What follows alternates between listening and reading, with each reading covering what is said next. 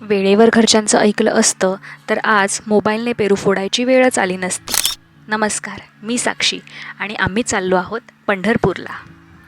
अचानक भयानक ठरलेल्या प्लॅनची सुरुवात होती ट्रॅव्हलिंगपासून, तेही विदाउट कन्फर्म तिकीट. आता जाण्या येण्याचा प्रवास हा जनरलनेच करावा लागणार होता. तसं याआधी आम्ही पुण्याला देखील जनरलने गेलो होतो, परंतु यावेळेचा प्रवास हा मोठा होता. ट्रेन होती दादर सातारा एक्सप्रेस.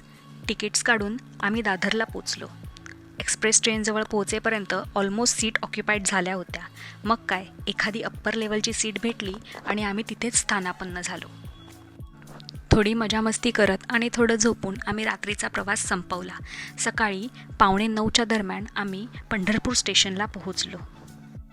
तिथून ऑटो करून आम्ही मंदिराजवळ असलेल्या एका हॉटेलमध्ये राहायचं ठरवलं. पंढरपुरात दिवस पहिला असल्यामुळे आम्ही प्रथम विठ्ठल रखुमाईचं दर्शन घ्यायचं ठरवलं.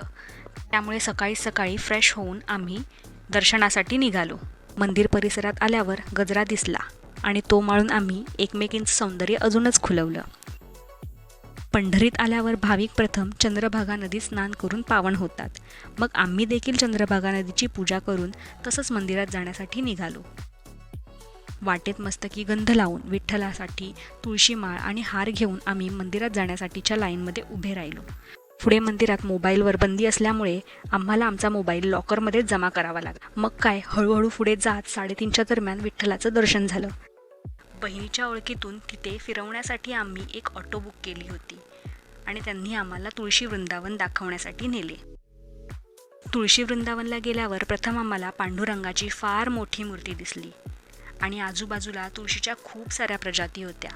संतांचे शुभ्र स्फटिकामधले मूर्त्या देखील होत्या.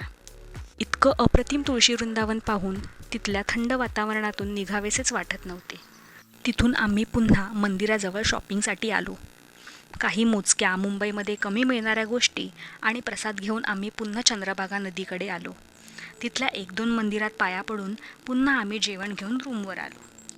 मंदिराच्या लाईनमध्ये असतानाच पेरू खायची फार इच्छा झाली होती आणि तोच पेरू आम्ही रात्री खायचं ठरवलं. पेरू कापायसाठी काहीच नसल्यामुळे गौरी मोबाईलने पेरू तोडू लागली आणि तिला पाहून मला माझं हसूच आवरेना झालं. कसाबसा पेरू तोडून खाल्ला खरं, पण नंतर प्रतिमाने तिचा नवीन कुर्ता अल्टर करायला काढला. पोरी आणि पोरींचे नखरे. मग ह्यांचे नखरे बघता बघता मला कधी झोप लागली ते समजलंच नाही. तर असा होता आमचा पंढरपुरातला पहिला दिवस.